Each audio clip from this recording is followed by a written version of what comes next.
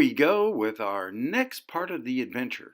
We're going to hike all the way from San Cassiano to Cortina.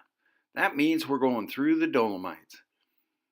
And as you might expect, every hike in the Dolomites starts out nice and flat. Yeah, you think this is going to be a piece of cake. And then it starts going up. And when I say up, mister, I mean up. Yeah, you've got to make a lot of distance, and all that distance is straight up. Unfortunately, I made the classic GoPro error. Yes, I had my GoPro, and you can see it's working fine. I'm catching all that dialogue, and we're looking at the scenery, and then it happened. Yeah, you guessed it. The battery ran out. So that means you're going to have to look at some of my still photos, which aren't bad. They were taken with my iPhone, but the iPhone kind of cuts them off, unless you use the Ken Burns effect. And that drives me absolutely crazy. Maybe it'll drive you crazy too. But the scenery is still pretty darn grand, and you are going to love it. So let's get started.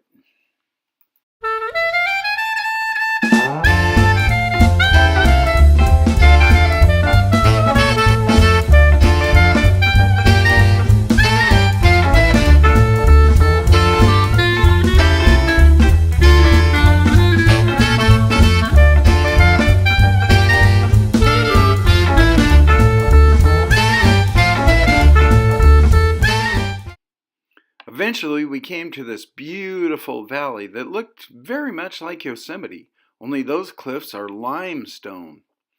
Yeah, and eventually as we hiked, this is a good example of what the trail looks like. Hey, wait a minute. Somebody threw away a green frog. I guess that's Dolomite graffiti. We eventually made it to our next refugio and ate lunch, and then we got to the refugio we were going to stay at. You have to take your shoes off and put them down in the shoe room and walk around in your bare feet. Ah, it was beautiful.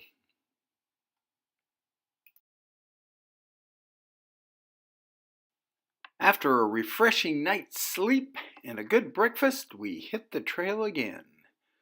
We're hiking up, up, and all of a sudden we went into the clouds, and it just gave a moodiness to the whole adventure. You can look at those high peaks going off to either side. It was marvelous.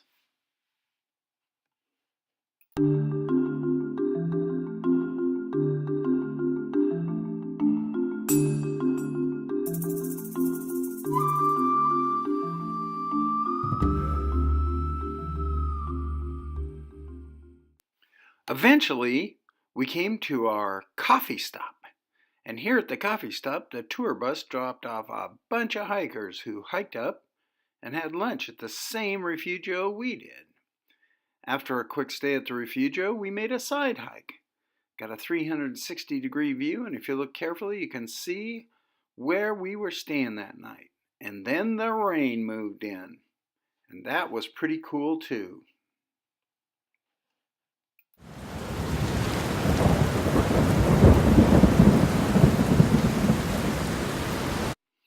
Well, we spent the night with the sounds of rain tapping on the roof, but we woke up to a beautiful sunny day, and we started our hike from our refugio back over the mountains to Cortina.